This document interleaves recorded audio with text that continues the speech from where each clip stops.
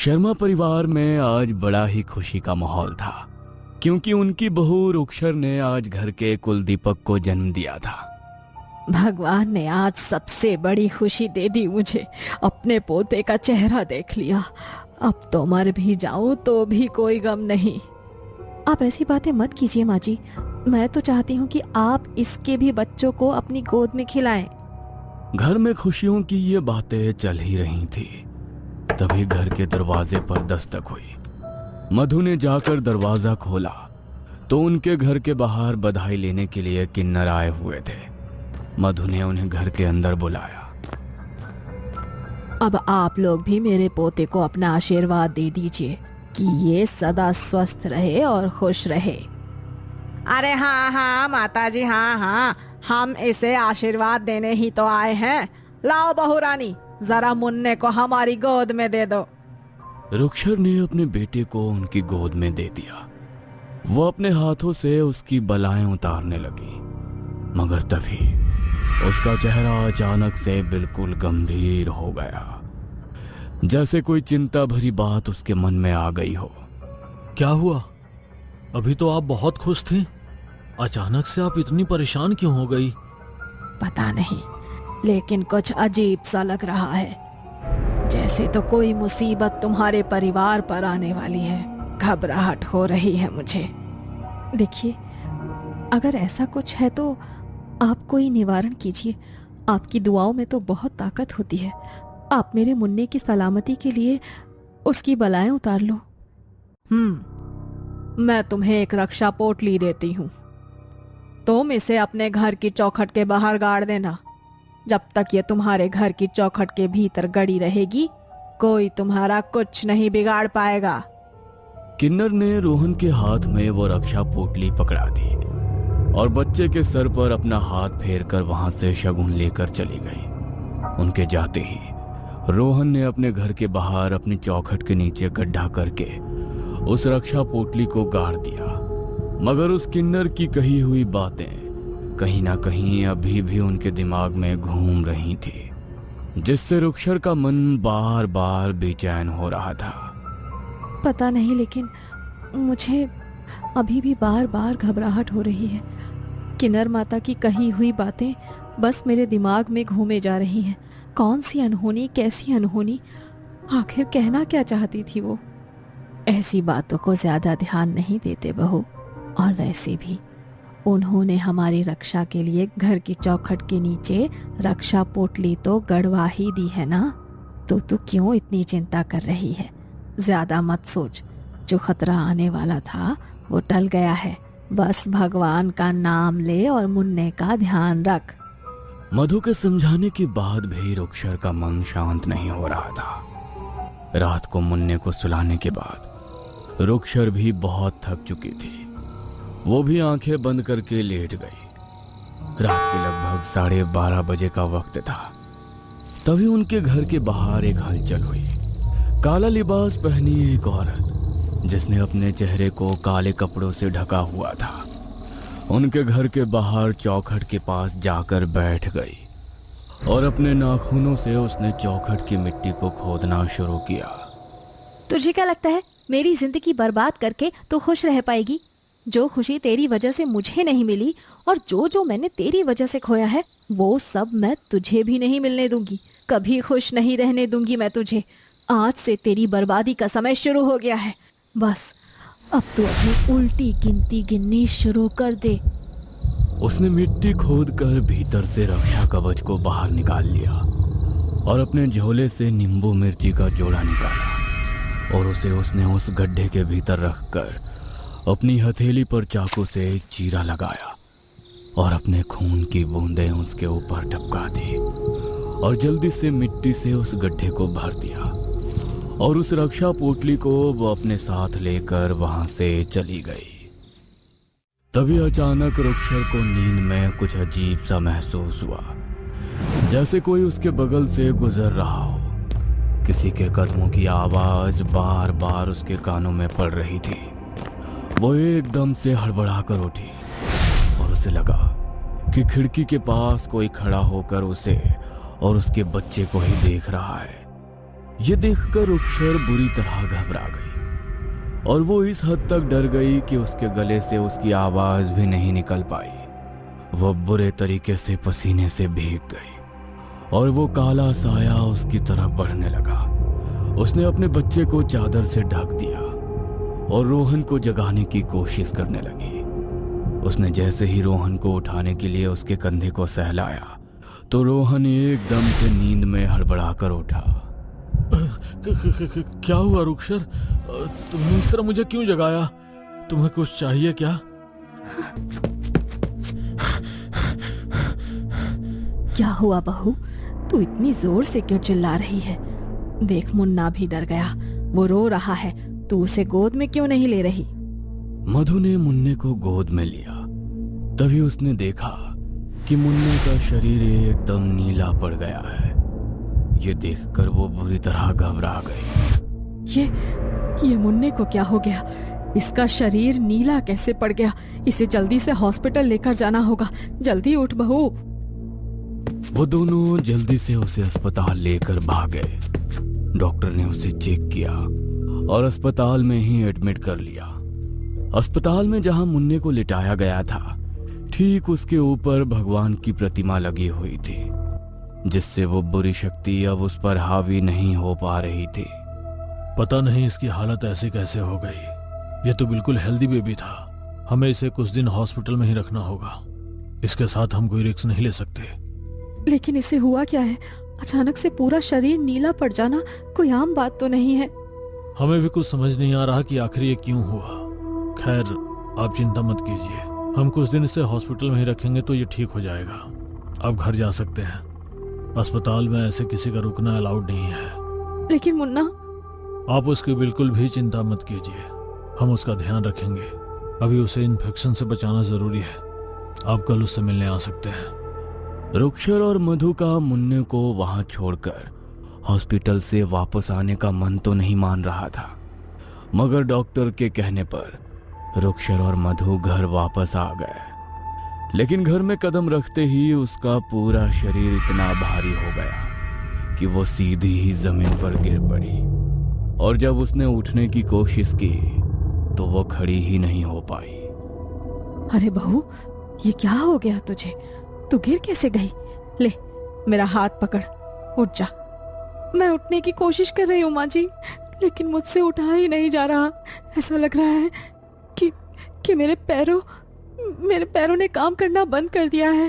मैं खड़ी नहीं हो पा रही हूँ। क्या? हे भगवान, ये मेरे परिवार पर कैसी मुसीबतों का पहाड़ टूट पड़ा है। पहले मेरा पोता बीमार हो गया और अब बहू को क्या हो गया? मैं रोहन को फोन करके घर बुलाती हूँ। मधु रुक्षर को जैसे तैसे सहारा देकर बेड पर लिटाती है और रोहन को फोन करके ऑफिस से घर बुलाती है। रोहन भी सब कुछ देखकर चौंक जाता है। मुन्ने की तबीयत इतनी खराब हो गई और तुम्हें ना जाने क्या हो गया है। तुम लोग अब मुझे फोन करके बुला रहे हो? अभी वो सब जाने दीजिए और ये सोचिए कि आखिर ये सब हो क्यों रहा है और इसे कौन ठीक करेगा। मैंने कल रात आपसे कहा था कि वो परछाई नजर आ रही है मुझे, लेकिन आपने मेरी बात नहीं सुनी। कोई काली शक्ति प्रवेश कर गई है हमारे घर के भीतर। अगर ऐसा है तो बस वो किन्नर माता ही हमारी मदद कर सकती है। हमें उनके पास जाना होगा। मेरी ऐसी हालत नहीं है माँ जी कि मैं उनके पास जा सकूं। आप उन्हें घर पर ही बुला लीजिए तो वो घर का मुआयना भी कर लेंगी कि कहीं घर में कोई काली शक्ति प्रवेश तो नहीं कर गई। रोहन किन्नर माता को बुलाने के लिए उनके पास पहुंचता है तो पता चलता है कि वो शहर में है ही नहीं। क्या किन्नर माता शहर में नहीं है? हे भगवान, इस समय तो हमें उनकी सबसे ज्यादा जरूरत है और वो शहर में ही नहीं है। आपको कुछ पता है कि किन्नर माता कब तक लौटेंगी? देखिए, वो किसी बहुत जरूरी काम से दूसरे गांव गई हैं। आने में उन्हें एक दिन तो लग ही जाएगा। शायद कल शाम तक वो लौट आएंगी। ठीक है, वो जैसे ही आए उन्हें मेरे आने की खबर देना और उन्हें हमारे घर भेज देना। हम बहुत तकलीफ में हैं। जी, आप बिल्कुल भी चिंता मत कीजिए। किन्नर माता जैसे ही आएंगी मैं उन्हें आपके बारे में बता दूंगा। रोहन परेशान होकर वहां से अपने घर आता है, लेकिन जैसे ही वो अपने कमरे में घुसता है तो अंदर का नजारा देखकर उसके होश उड़ जाते हैं। रुखसर अपने हाथों को मरोड़कर अपने सर को जोर जोर से दीवार पर पटक रही थी और उसके सर से रिसता हुआ खून दीवार से होते हुए जमीन पर बह रहा था। ये देखकर रोहन दौड़ता हुआ उसके पास गया। उसने जैसे ही रुखसर को अपनी तरफ मोड़ा तो रुखसर ने उसे इतनी जोर से धक्का दिया कि उसका सर सीधा सामने की दीवार पर जाकर लगा। उस आवाज को सुनकर मधु दौड़ती हुई अंदर आई तो अंदर का नजारा देखकर उसके पैरों तले से भी जमीन खिसक गई। ये तू क्या कर रही है बहू? ये तुझे क्या हो गया है? ये खून। रोहन तू ठीक तो है ना? हाँ माँ, मैं ठीक हूँ, मगर रुखसर को ना जाने क्या हो गया है।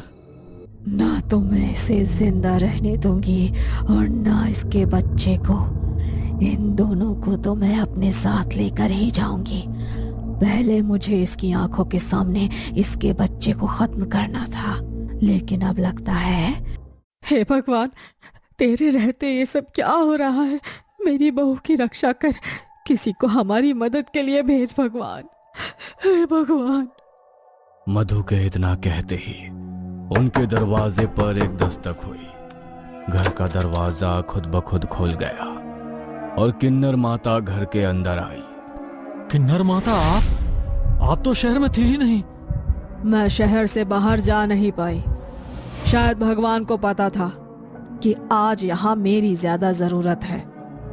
किन्नर माता ने घर के हर कोने में सिंदूर का छिड़काव किया और जैसे ही वो सिंदूर रुखसर के ऊपर पड़ा तो वो जोर जोर से चीखने लगी और घर से बाहर भागने की कोशिश करने लगी। मगर तभी घर का दरवाजा अपने आप बंद हो गया और किन्नर माता ने अपना सिंदूर से भरा हाथ रुखसर के सर पर रख दिया और जोर जोर से चीखती हुई रुखसर वहीं पर बेहोश होकर गिर पड़ी। किन्नर माता ने उसे बिस्तर पर लेटाया और उसके बिस्तर के चारों कोनों पर सिंदूर से बंधन कर दिया ताकि वो वहां से उठ ना पाए। वो जल्दी से बाहर आई और उन्होंने घर के बाहर जाकर घर की चौखट के नीचे की जमीन को खोदना शुरू किया और उन्हें जिस चीज का शक था वही हुआ। चौखट के नीचे उन्हें रक्षा पोटली नहीं बल्कि नींबू मिर्ची मिले जो अभी भी ताजा थे, जिन पर किसी के खून की बूंदें टपकी हुई थी। मुझे लगा ही था कि किसी ने जानबूझकर कुछ किया है। किसी ने मेरी दी हुई रक्षा पोटली यहाँ से निकालकर टोटका किया हुआ नींबू मिर्ची अपने खून का छिड़काव करके यहाँ पर गाड़ दिया, जिस वजह से कोई अतिरिक्त शक्ति तुम्हारे घर के भीतर प्रवेश कर गई। मगर अब तुम चिंता मत करो, इस शक्ति को जिसने भी तुम्हारे घर में भेजा है अभी उसी के पास वापस जाएगी। किन्नर माता ने कुछ मंत्रों का उच्चारण करते हुए वो नींबू मिर्ची घर के पीछे ले जाकर अपनी हथेली में उसे फोड़ दिया और उसे जला दिया। तभी दूर एक घर में एक लड़की की चीख सुनाई दी।